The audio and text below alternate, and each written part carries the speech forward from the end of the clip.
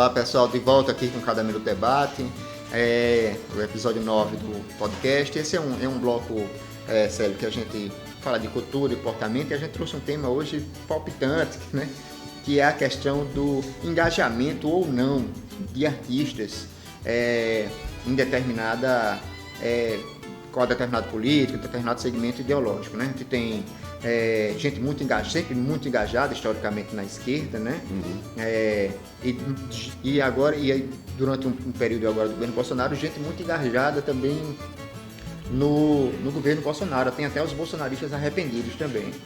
A gente foi surpreendido com a declaração da nossa princesinha Regina Duarte, ex-princesinha do Brasil, né? Hoje ex-ministra da Cultura, que ela disse que deveríamos ter o Dia da Consciência Branca. Já imaginou isso, né? E aí você tem toda aquele desenrolar nas redes sociais de gente que a critica, de gente que a defende, isso, dentro de uma ótica, cada um dentro do seu engajamento. E existem artistas também que preferem o não engajamento, né? Estou falando de Ivete Sangalo e tantos outros que às vezes são cobrados porque não se manifestam por isso ou por aquilo.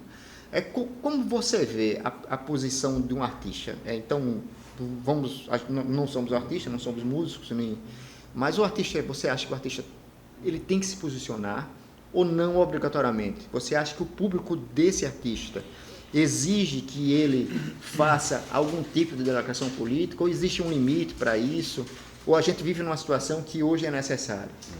São duas coisas aí, né? Uma é o artista engajado, ou o artista, não sei se engajado é muito forte, enfim, com uma posição declarada, então, politicamente, contra, a favor, isso ou aquilo, projetos a governo, e ele falar sobre isso, dar opinião, dar entrevista, né? Essa é uma coisa. E a outra coisa é ele fazer da sua própria arte, um canal para essa posição também. Exato. Então, como historicamente tivemos, talvez o caso mais óbvio, mais que fale no Brasil, é a coisa da música engajada, isso, na música de protesto. O Brasil criou uma categoria, o Brasil criou é um pouco força de expressão, né? Mas nós criamos a categoria música de protesto, né? Dos festivais. Então, lá são 50 anos e tal. E Chico Buarque, o maior nome, certamente, nessa coisa. Chegou a ser vaiarda, né? Porque... mas Geraldo Vandré, tudo, enfim. Isso é uma coisa, o cinema novo, uma outra pegada, mas também uma coisa do engajamento, tem que falar da miséria do povo brasileiro, do sertão, do Nordeste. Como diz até hoje o Cacá Diegues, o lema dos cineastas do cinema novo era mudar o cinema, mudar o Brasil, mudar o mundo, né? Exato. Mudar o mundo. Tempo passou, a gente veio para, depois de FHC, Lula e tal, sempre teve as polêmicas com os medalhões, uma declaração do Caetano, uma declaração do Chico, isso e aquilo outro, enfim. No Bolsonaro a coisa explodiu, né? A polarização, a raiva, o ódio, as brigas. Então, artistas, como você falou, de Sérgio Reis, a Roger do Traje a Rigor, a loucura é geral, para todos os lados. A produção, um cara como Chico César, agora pensando num cantor do outro lado, leva para suas músicas, nos últimos anos, a sua posição de engajamento, de denúncia e tal. Tá aí, a gente já comentou aqui o filme do Wagner Moura, o Marighella, que está em cartaz, né? Está em cartaz em Maceió. Bem visto, pelo que me parece, com o público de volta aí aos cinemas.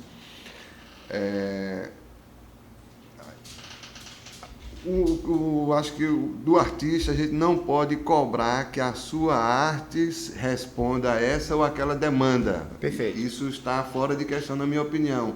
Não importa. E o cara pode, por exemplo, há quem não com a simpatia mais à esquerda, ou ao governo Lula, ou a sua coisa da esquerda, que não tolera, por exemplo, um escritor como o Mário Vargas Llosa. que é um Prêmio Nobel de Literatura, chamado de neoliberal. Exatamente. E que participou de alguns processos políticos lá Foi no candidato, Peru, né? Inclusive, lá no começo dos 90. Teve uma posição controversa agora nessa última eleição ao apoiar a candidata do Fujimori, do Fujimori, exatamente. Apoiar no segundo turno, mas de uma forma... Mas apoiou, né? Exatamente. Então, por exemplo, que não lê o cara por isso. Não lê os romances. Só que a produção do cara é romance, é ficção, é outra coisa, é arte.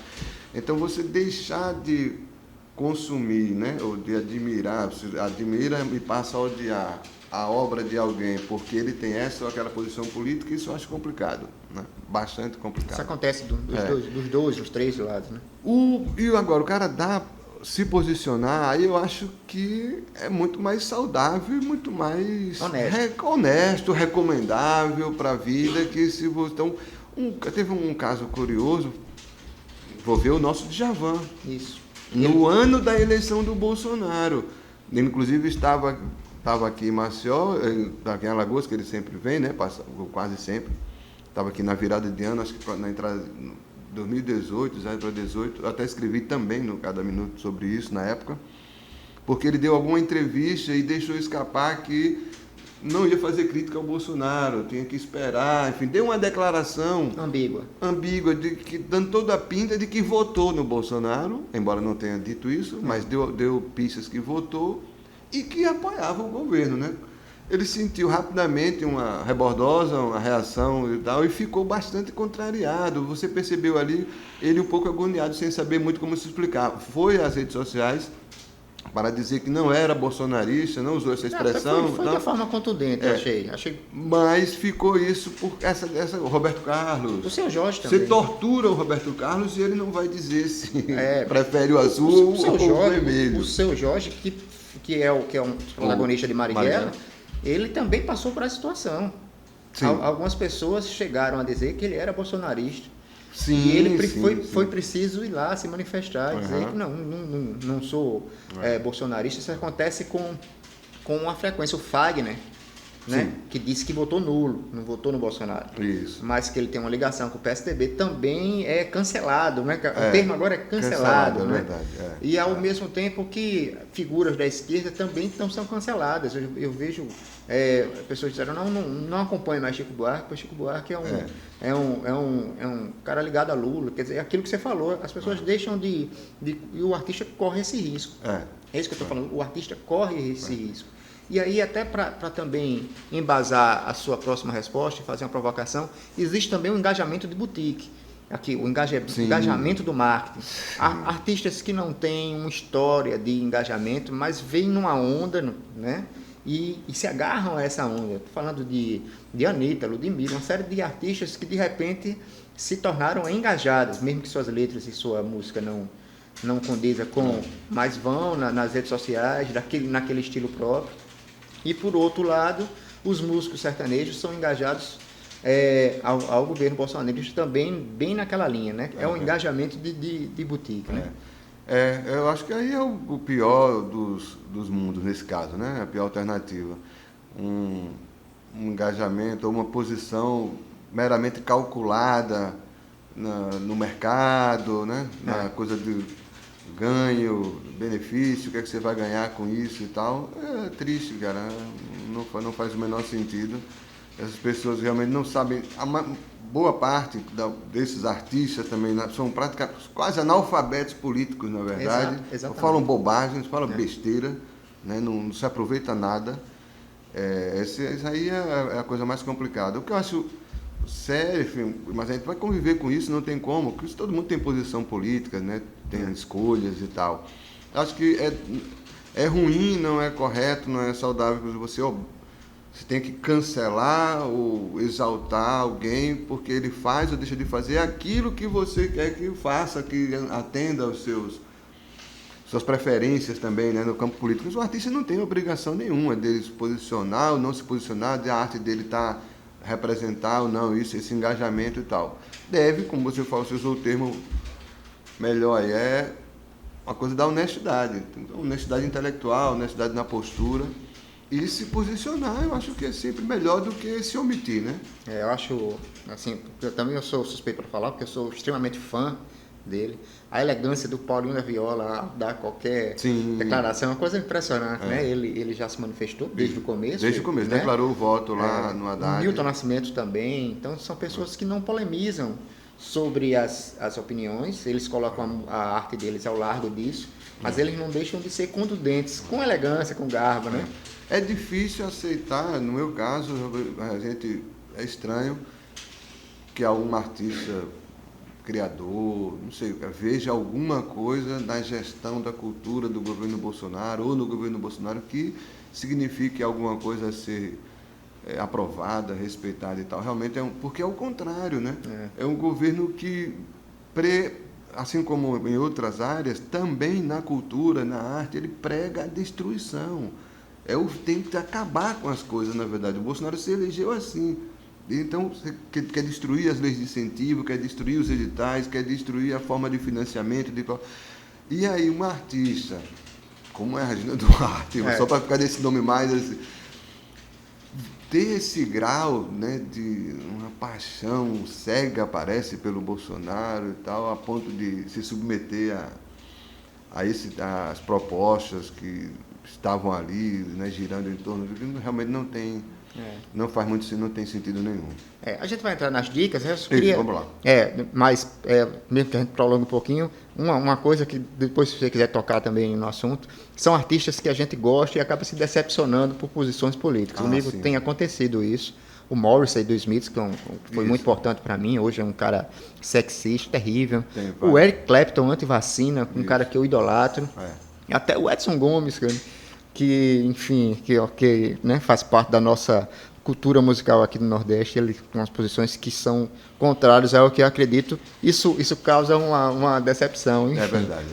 A minha dica, ela tem uma pontezinha, lembrando ao público que sempre nesse bloco, de cultura e comportamento, cada um de nós traz uma dica de filme, série ou livro, qualquer coisa. A minha dica, ela tem um pezinho na questão de engajamento, porque é sobre um artista que foi muito criticado na época da ditadura militar, que é o Wilson Simonal, e que talvez as pessoas tenham passado um pouco do ponto com ele.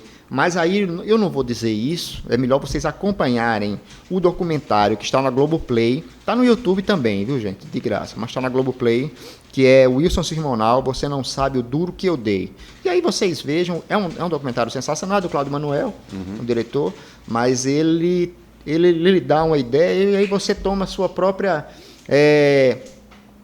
você imagina o que você quiser sobre o tema, pesquise mais. Tem a biografia também do Wilson Simonal, do Ricardo Alexandre, que é um jornalista que foi da revista Bis e de outras revistas. Ela é bem interessante também, tá na Amazon, está em qualquer dessas plataformas que vendem livro. Então, o Wilson Simonal, Você Não Sabe o Duro Que Eu Dei, um doc que está na Globoplay, está no YouTube também. Se você não assinar a Globoplay, está no YouTube lá de graça. E aí, Célio, qual é a sua dica? Eu vou indicar uma obra literária da escritora Carolina Maria de Jesus. Perfeito. Uma mineira que morou em São Paulo e que na história dela tem um alagoano decisivo, que é o jornalista Audálio Dantas, né? A obra dela, a Carolina era uma favelada, morava na favela em São Paulo, foi descoberta a partir de uma reportagem do Audálio Dantas, um jornalista, jovem repórter na época em São Paulo, que descobriu que ele foi escalado para fazer uma reportagem sobre a favela que estava nascendo às margens do Tietê, em São Paulo, naquela época, e se deparou com a Carolina Maria de Jesus e ela mostrou a ele diários que ela escrevia já de alguns anos.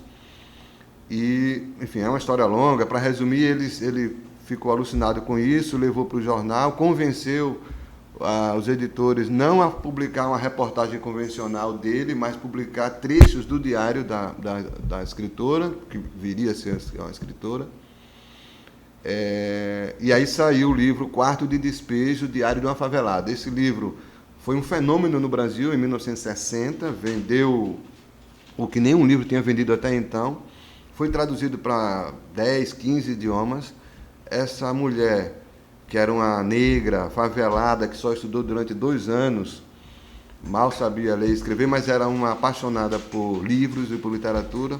Viajou o mundo também, boa parte do mundo, por causa desse livro. Foi notícia mundialmente.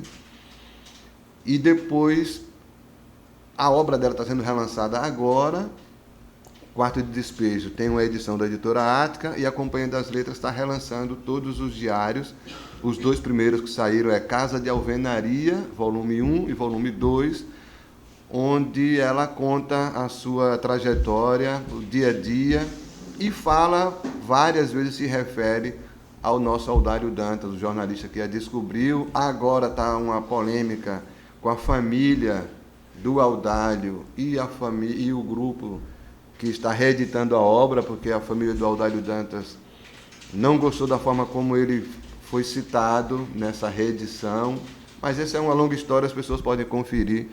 Quarto de Despejo, Diário de uma Favelada e Casa de Alvenaria, volume 1 e volume 2, estão nas livrarias. É uma escritora extraordinária e é um caso que desafia nossos conceitos de literatura, de cânone, de qualidade. A Maria Carolina de Jesus precisa ser integrada ao corpo da literatura brasileira como nunca aconteceu até hoje.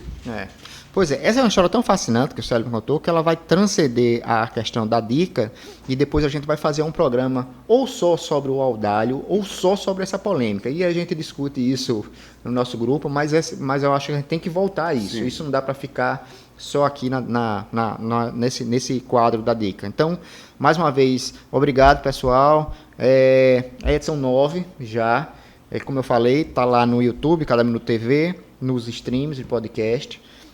Vai estar fixo no Cada Minuto a partir dessa edição.